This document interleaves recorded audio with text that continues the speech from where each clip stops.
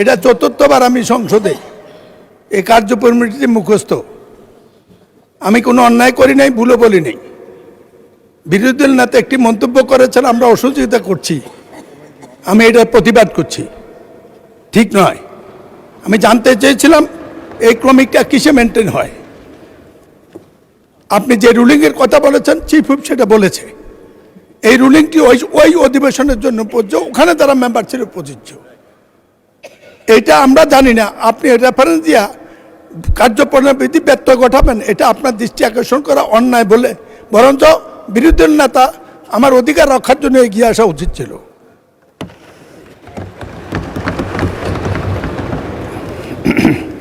মাননীয় স্পিকার, আমি এই নোটিশটি 7 বার দিয়েছি।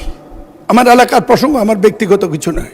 সেখানেও জামাত আছে, সারা দেশে জাতিতে আছে, আন্তর্জাতিকভাবেও আছে, শিখা উচিত।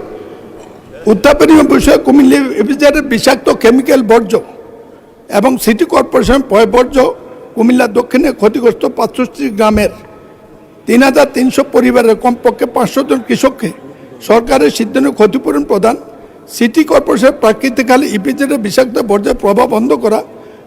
বসুন্ধরা টিস্যু অশুদ্ধতার বিরুদ্ধে এক বিন্দুও ছাড় নয়। পরিবেশ মন্ত্রণালয়ের এত তারিখের সিদ্ধান্ত অনুযায়ী ক্ষতিপূরণ প্রদান, সুপারিশ বাস্তবায়ন এবং ইপিজেডের বর্জ্য প্রাকৃতিক খালে প্রভাব বন্ধ করার সম্পর্কে পরিবেশ মন্ত্রীর দৃষ্টি আকর্ষণ করেছে।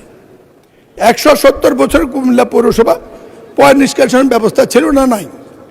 বিগত 211 সালে কুমিল্লা সিটি কর্পোরেশন নোটিশটি পড়া শেষ হতে সময় লাগবে বোধহয় 1 মিনিট, আপনি দয়া করে 1 মিনিট বাড়িয়ে দেন। জি, না করে কুমিল্লা দক্ষিণে 3 প্রাকৃতিক পয় বর্জ্য পড়ে যায়। এতে সমগ্র প্রাণীকুল, মৎস্যকুল সম্পূর্ণ ধ্বংস হয়ে গেছে।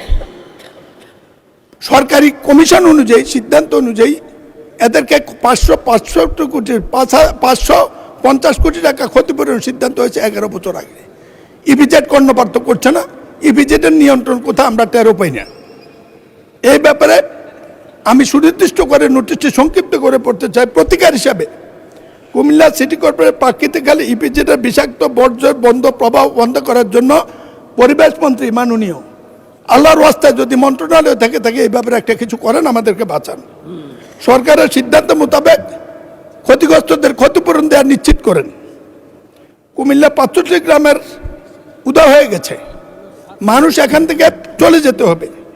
তাদের বসবাস নিশ্চিত করার জন্য ইপিজেডকে বিষাক্ত বর্জ্য প্রাকৃতিক কালে প্রভাব বন্ধ করার জন্য কার্যক্রম উনি নেবেন।